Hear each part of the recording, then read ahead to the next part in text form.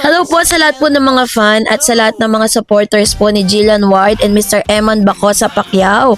Abay panibagong good vibes po na isang balita. No, na talaga namang humanga po talaga ako ng bonggang-bongga dito kay Mr. Eman nung napanood ko to at kung paano po niya paano siya sinuportahan ni Miss Jinky Pacquiao. Ano? Alam naman natin yung storya nila. So yun yung ating pag-uusapan maya-maya lang. But before that, if you haven't subscribed yet to my YouTube channel, please don't forget to like, share, and subscribe at i-hit mo na rin ang notification bell for more showbiz updates. So bago tayo magpatuloy sa ating updates for today's video, nais ko pong pasalamatan kayo for always watching and trusting this channel. Thank you so much sa inyong laging panonood at palagi ang pagsubaybay sa mga updates po natin. Maraming salamat po. At ngayong araw, ito na pag-usapan natin dahil talaga namang masasabi natin, ito po ay isang good news kasi alam natin what's the story behind Miss Jinky Pacquiao, Manny Pacquiao, and Mr. Eman Bacosa Pacquiao. Ito lang para lang po maunawaan natin ano ba talaga yung story behind that. Yan. So marami siguro sa atin ang nagtatanong, ano nga ba talaga ang kwento sa likod ng buhay ni Mr. Eman Bacosa, Manny Pacquiao, at paano nakaapekto to kay Jinky Pacquiao bilang isang legal wife. Nagsimula kasi ang usapin ng ang mga netizen, na naglabas ng impormasyon at espekulasyon na si Eman Bacosa Pacquiao ay may dugong koneksyon umano kay Manny Pacquiao. Ang ilan ay nagsasabing maaring siya ay anak, kamag-anak o may mas malalim na kaugnayan sa pamilya. Dahil sa apelidong Pacquiao, lalong umigting ang pagdududa at ang curiosity ng publiko sa kulturang Pilipino. Malaki ang bigat ng apelido. Ito ay simbolo ng pinagmulan, pagkakakilanlan at dugo. Ngunit hanggang sa kasalukuyan ay walang malinaw at opisyal na kumpirmasyon mula kina Manny Jinky Pacquiao tungkol sa tunay na relasyon nila kay Eman. So ang tanong ng marami, ano nga ba ang lihim na kwento at katotohanan o haka-haka? Maraming netizen ang nagsasabing may lihim na kwento sa likod ng pamilya Pacquiao. Ayon sa mga spekulasyon, maaring may bahagi ng nakaraan ni Manny na hindi pa lubusang nailalantad sa publiko. Ngunit dapat tandaan na ang ganitong uri ng pahayag ay kadalasang walang sapat na ebidensya. Sa panahon ng social media, madaling gumawa ng kwento, ngunit mahirap patunayan kung ito ay totoo. Ang salitang lihim ay nagpupukaw ng interes lalo na kung ang sangkot ay isang kilalang personalidad. Ngunit hindi lahat ng lihim ay totoo. Minsan ito ay produkto lamang ng imahinasyon o maling interpretasyon. At isa sa mga dahilan kung bakit lalo pang lumalakas ang usapin ay ang pananahimik ng pamilya Pacquiao. Para sa iba, ang katahimikan ay tila kumpirmasyon, ngunit sa realidad, maaaring ito ay paraan lamang upang maiwasan ang gulo. Si Manny Pacquiao ay kilala hindi lamang bilang isang boksingero, kundi bilang isang leader at ama ng pamilya. Para sa kanya, maaring mas mahalagang proteksyonan ang kanyang pamilya kaysa sumagot sa mga ganitong intriga. Ganito rin ang ginawa ni Jinky. Pinipili niyang wag makisawsaw sa mga kontrobersya at mananatiling pribado ang kanilang buhay. Malaki din ang naging papel ng social media sa pagkalat ng isyong ito. Isang post lamang ay maaaring mag-viral at magdulot ng iba't ibang interpretasyon. Sa kaso ni Eman Bacosa Pacquiao sa kasalukuya, ang kakulangan ng malinaw na impormasyon ay napuna ng haka-haka. Ang resulta ng isang kwento na tila totoo sa paningin ng marami kahit wala pang matibay na basihan.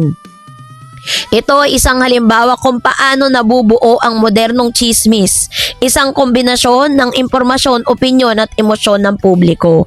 So may mga possibility na hindi rin naman maikakaila na ang bawat issue ay may bahid ng katotohanan. Ngunit ang problema at kung paano ito mapapatunayan kung sakaling ang dito nga, 'di ba? Parang lumabas na po sa mga balita nang ipagamit ni Mr. Manny Pacquiao yung kanyang apelyido kay Eman. Na nagkukumpirma na hindi man nila tahasang sinagot yung issue kung kaano-ano niya si Mr. Eman Bacosa.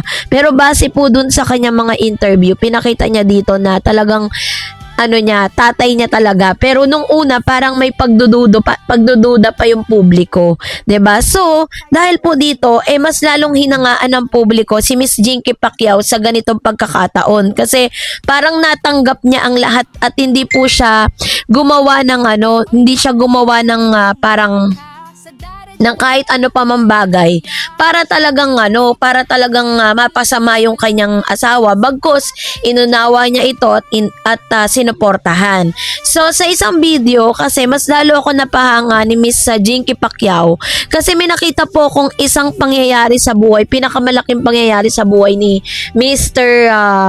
Netong si Eman, kung saan present si Jinky. Ayan, so napapanood po ninyo sa screen. At yun po yung mga laban ni Mr. Laban po yan ni Mr.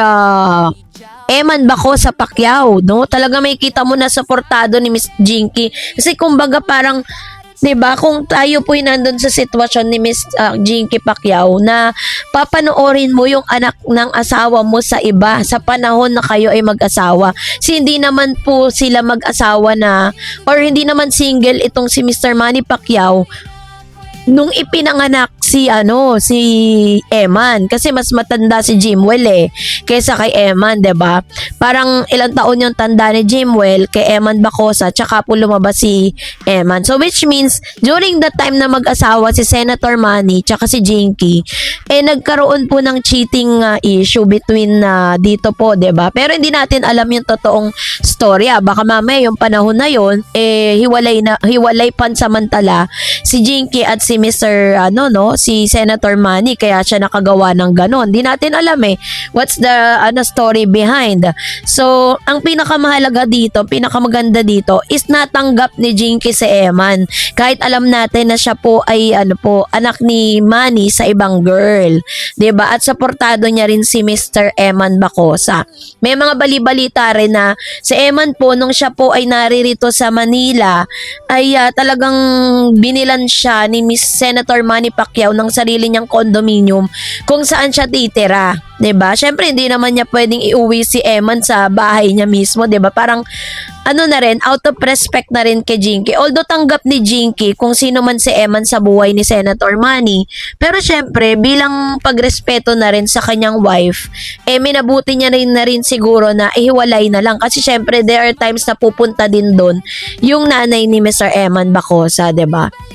So, although ganun yung naging takbo ng buhay ni Eman, kinuwento niya rin kay Dr. Vicky Bello kung ano yung mga tiniis niya, kung ano yung mga sama ng loob niya dati, pero napalitan nyo ng napalitan na ng maganda at wala na siyang any dinadala ngayon dahil pinatawad niya na yung sarili niya at pinatawad niya na rin yung mga taong umagrabyado sa kanila, maging sa kanya mga kapatid nung wala yung nanay niya, 'di ba? Kaya naman alam nyo, mas lalo pong tumibay yung paghanga ko kay Eman nung napanood ko yung interview niya with Dr. Vicky Bello. Kaya pala talagang sobrang dami ring humanga kay Eman Bacosa sa tindi ng mga pinagdaanan niya, sa tindi ng mga sacrifices niya, at alam din natin ang dahilan kung bakit sobra din yung kanyang pagsusumikap, 'di ba? Kasi naranasan niya pala yung katakot-takot na hirap. Kaya para sa akin, opinion ko na napaka-bless ni Miss Jillian, at hindi rin ako magtataka kung bakit bet na bet din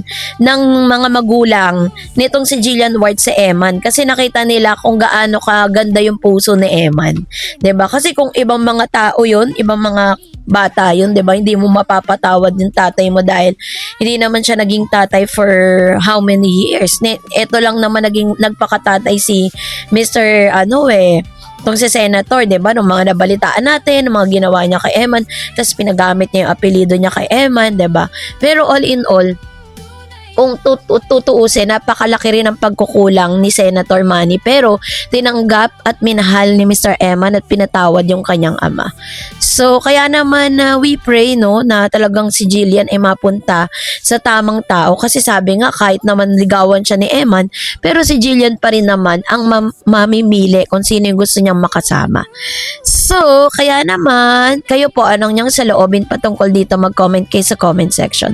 And that's it for today. For more videos and updates, please don't forget to like and subscribe, and please don't forget to follow my Facebook page, Dar Eds TV and Dar Eds channel. God bless everyone!